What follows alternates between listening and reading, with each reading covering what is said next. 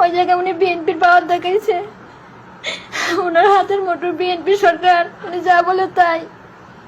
উনি বলে বাংলাদেশের মানুষ আমার পায়ে পড়ে থাকে, আমি কি আপনার পায়ে ধরছি বিয়ের জন্য? উনি আমাকে পছন্দ হয় না, মুসলিম বলে। ওনার পছন্দ আবু রায়হানের বউ।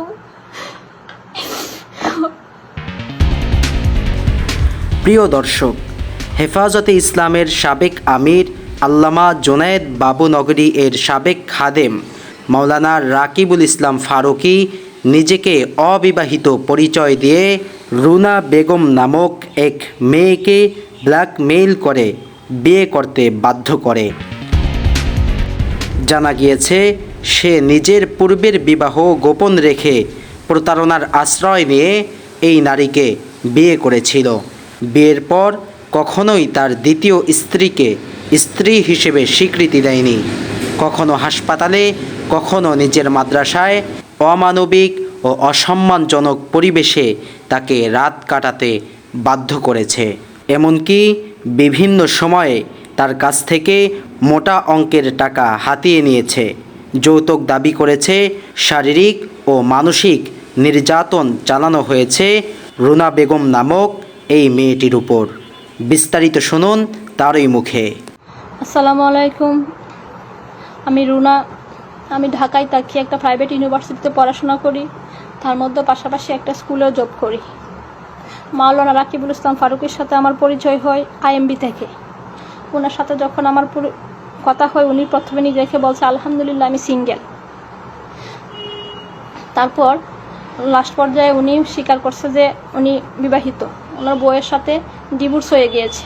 ওনার ফ্যামিলি, ভাই বোন ওনাকে কেউ শান্তি দেয় না। তারপর আমাকে উনি সুইসাইডের ভয় দেখিয়ে আমাকে বিয়ে করতে বাধ্য করায়। তারপর ওনার সাথে আমার বিয়ে হয়। বিয়ের পরে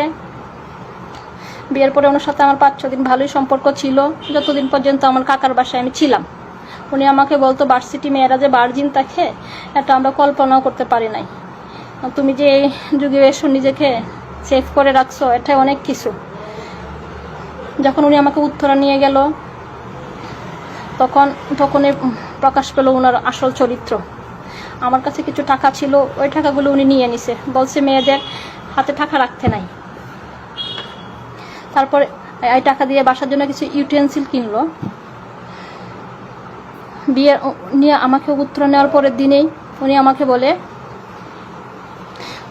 বলে আমি চাকমা, আমি শুকনা বলে আমাকে বলে আমার নারীত্ব নাই, আমার বাবা নাই বলে কীভাবে বডি শেমিং করলো। মূলত উত্তরা থাকলে মানুষ জেনে যাবো বলে ওনার সাথে আমার বিয়ে হয়েছে, এর জন্য। তারপর আমাকে উত্তরা বাসা থেকে তাড়িয়ে দেয়। তারপর আমি বাধ্য হই, উনি বরং আমার নামে আমার কাকা কাকির কাছে কমপ্লেন দিছে, বলছে রুনা 9-10 মেয়েরাও যা বুঝে তাও বুঝে না, কাকি ওকে সব শিখিয়ে দিন। আমার কাকি বলছে এসব লুচ্ছামি কি কথা। এসব কথা বলার পরে উনি বাসা থেকে বের হয়ে যায়। তারপর আমি একটা সাবলেট ভাড়া নেওয়ার পরে উনি আমাকে 4 মাসের মধ্যে 2 মাসের ভাড়া দিয়েছিল। লাস্টের 2 মাসের এই টাকাটা দিতে চায় না। বাংলাদেশের একটা বিখ্যাত একজন হুজুরকে নখ দেওয়া, তারপরে এই টাকাটা আমি নিয়েছি। উনি বলতে পারবেন আমার জন্য একটা সিঙ্গেল একটা সুতা কিনে দিতে। তারপর ওনার চাকরি ছিল না, উনি আমাকে নিয়ে গেল মুফতি উসামা হুজুর, যিনি কেরাতে শিখায়, ওনার মাদ্রাসায় ওনার চাকরির জন্য। হয়তো বেতন কম বলছে বলে উনি চাকরিটা করে নাই। উনি আমার কাছে বলছে উনি আওয়ামী লীগের দালাল। উনি যেহেতু আমার খোঁজ খবর নেই না, আমি মানুষের কাছে যাই, আর উনি মানুষের কাছে অস্বীকার যায় উনি আমাকে বিয়ে করে নাই, ওনার সাথে আমার বিয়ে হয় নাই। আইএমবিতে আমাকে বলে দিয়েছিলাম বলে ওনার সাথে আমার বিয়ে হয়েছে। বলছে আমি যদি না বলি ওনার সাথে আমার বিয়ে হয়েছে না, তাহলে আমার তো সংসার করবে না। আমি বাধ্য হয়ে তাই করছি। কদিন আগে 2026 সালের রমজানে আমি ওনার মাদ্রাসায় গিয়েছি আমার ছোট ভাইকে নিয়ে আর একটা আপুকে নিয়ে। ওই জায়গায় উনি বিএনপির পাওয়ার দেখাইছে, ওনার হাতের মোটর বিএনপি সরকার, উনি যা বলে তাই। উনি বলে বাংলাদেশের মানুষ আমার পায়ে পড়ে থাকে, আমি কি আপনার পায়ে দোষী বিয়ের জন্য? উনি আমাকে পছন্দ হয় না, মুসলিম বলে। ওনার পছন্দ আবু রায়হানের বউ।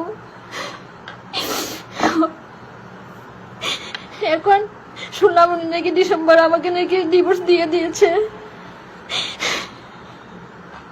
অথচ আমাকে বলতো আমি বাসা দেখতে, যখন আমি রমজানে গিয়েছিলাম 2026 সালে।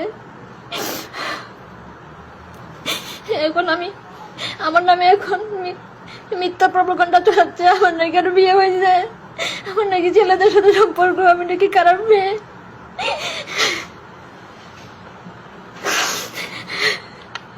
যেহেতু আমার আব্বু নাই, আর উনি যেহেতু আল্লামা বাবা নকির খাদেম, তাই আমি বাংলাদেশের আলেম উলামাদের কাছে আমার বিনত অনুরোধ, আপনারা এই বিষয়টা খেয়াল করবেন এবং সত্য মিথ্যাটা যাচাই করবেন। আমি পরিবার থেকে বিচ্ছিন্ন, আমার ফ্যামিলি বলতে আমাকে মরে গেলেও দেখতে আসবে না। আমি আমার জীবন নিয়ে এখন শঙ্কায় আছি। এখন আমি নিজেকে নিরাপদ মনে করতেছি না। আমার যদি একটা কিছু হয়, কারা দায়ী থাকবে? রাকিবের ফ্যামিলি এবং রাকিবের বোন জামাইরা। কারণ রাকিব নাকি বলছে রাকিবের বোন জামাইদের উনি চালাই। আমিও কিন্তু জলাইতে ছিলাম। বাড্ডা যে ব্রেক ইউনিভার্সিটি আছে, এই ব্রেক ইউনিভার্সিটির ফুটওভার ব্রিজের যে আপনার গ্রাফিতি এবং বিভিন্ন ফুলগুলো আঁকা, এগুলোর মধ্যে আমি ছিলাম। তাই আমি বাংলাদেশের সরকার এবং আলেম উলামাদের কাছে আমার অনুরোধ, আপনারা বিষয়টা একটু খেয়াল রাখবেন, যেন আমার মতো অন্য মেয়ে যেন ভিকটিম না হয়।